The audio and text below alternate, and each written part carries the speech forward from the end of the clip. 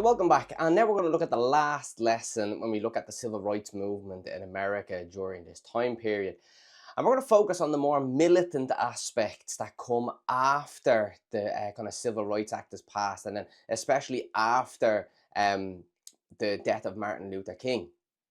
So you can use this section, especially in a race relations essay, but also in a civil rights essay as well, because yes, they've got Civil Rights Act passed, but does that give black people in America equality by this point? And a lot of people don't think so.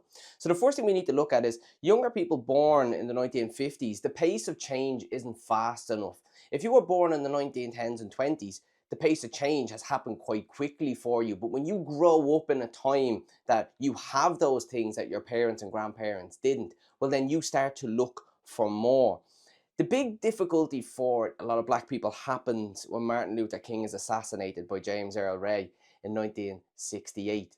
This leads to an awful lot of rioting around the country. And you have, it's not just now, but even before this, you have a lot of riots that happen in America, especially in the likes of Los Angeles, where there's huge amounts of riots, where there's a lot of damage that's done because black people feel that they aren't being treated properly by the people that's around them, by the society that's there. They're not being given a fair shake at it.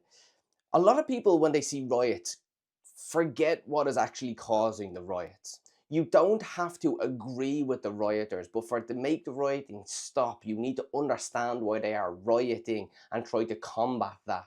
So, if you take, let's say, the riots that happened in Dublin in 2023, you need to look at, well, why did so many people feel the need to go out onto the streets?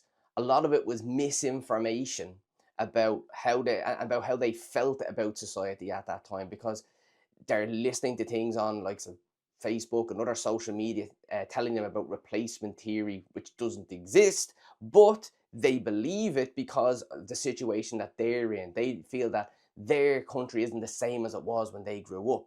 So how do you combat that? Well, that's a question for Ireland over the next few years. If you look at why black people feel it's not okay isn't the right word, but why they feel it's necessary to go and destroy areas of their city, ask yourself the question why. It's because they feel that they're not being treated right, and there's a pent up anger involved there. That how do you dissipate that anger? Well, you need to look at what they're looking for. Are they looking for more jobs? Are they looking for better housing? If you provide that, does that then lessen the chance of a future riot?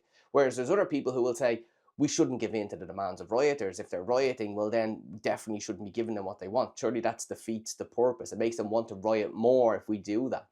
So again, you're in a catch-22 situation, and it's something that politicians have to deal with all the time, because the assassination of Martin Luther King leads to a more militant black nationalism, and it's black nationalism. And nationalism means the idea of a nation.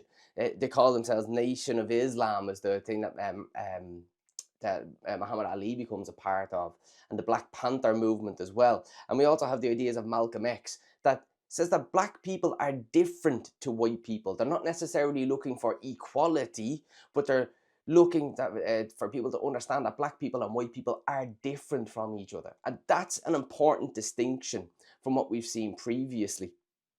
They are inherently different from white people. They have a different history.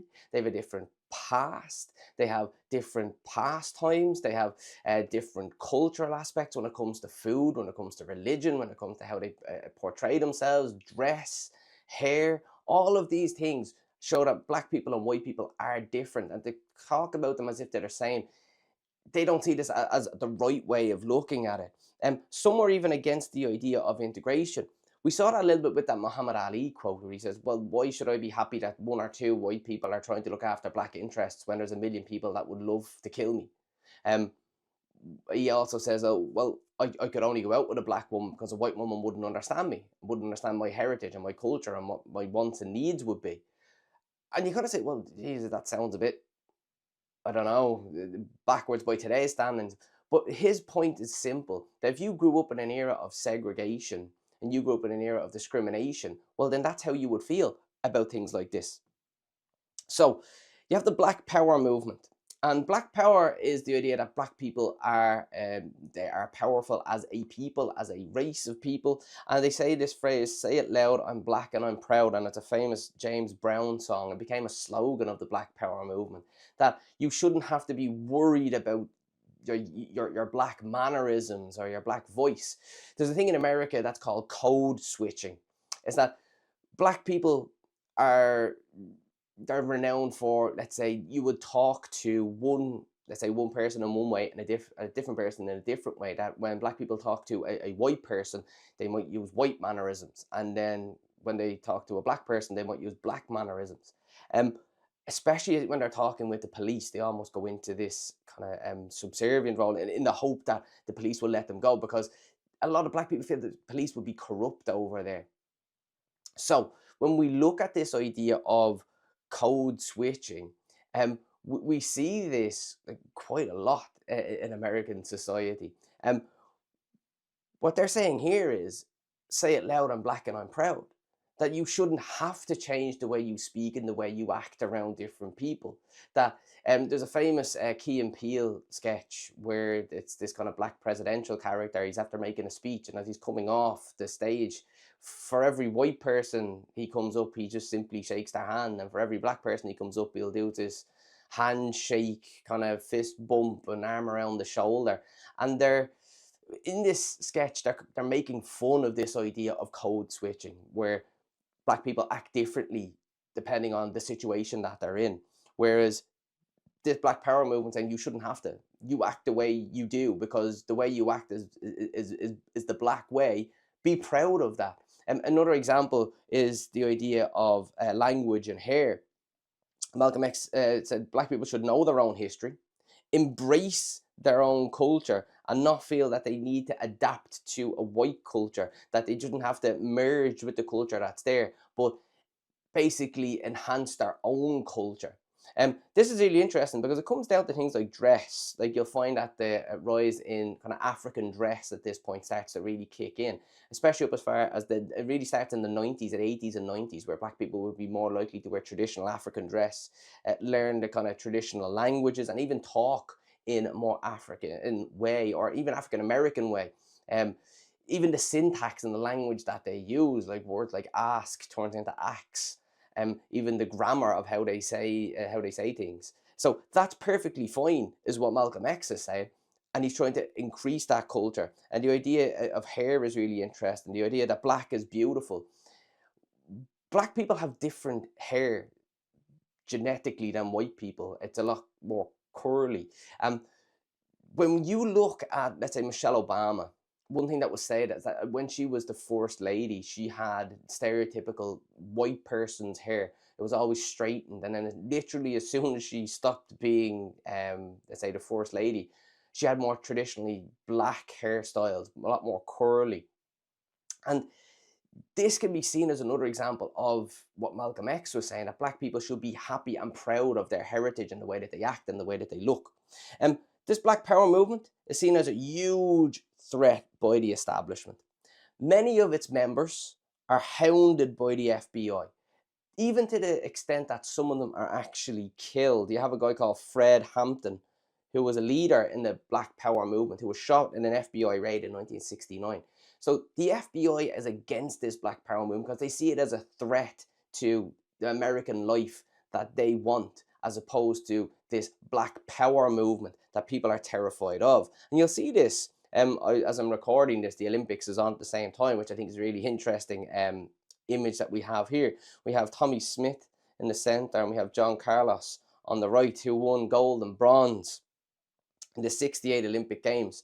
And what they did was, during the American national anthem, instead of raising their eyes to the flag, they stared downwards and they raised their fist in the air in a Black Power symbol, which is the symbol of Black Power, that they would, like, as a symbol of defiance against the government that's there, or the way that the nation treats them. These are America's top athletes, and these athletes were blacklisted after this. If you watch some of the news footage afterwards, you'll see how people treated them for disrespecting America or for disrespecting the flag. This kind of thing still happens today. If you go back to the Colin Kaepernick, the San Francisco 49ers quarterback of about 10 years ago, who was blacklisted from the NFL. He's definitely good enough to get onto any sort of team, if not a starter, at least as a backup. No team would touch him because he knelt down during the national anthem. Now, initially he sat, and people asked him that they find that disrespectful. If you're going to protest, maybe kneel. And he said, okay, I'll take that on board and I'll kneel, but I won't stand for the anthem like other people. And this became a huge furore around America, because America is a big thing when it comes to symbols of America, and especially of disrespecting the military. Huge aspects to it. But that's what we see here when we look at this picture, and how it can be seen as another protest against the America that the Black Power movement and the Black Panthers are massively against and want to change. They want to have this idea of a black nationalist movement.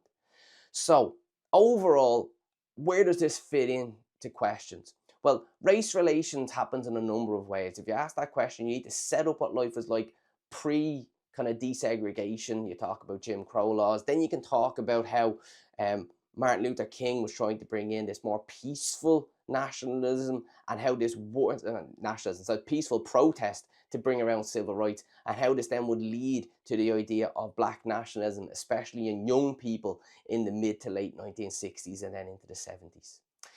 Thanks for listening, and I look forward to seeing you in the next section.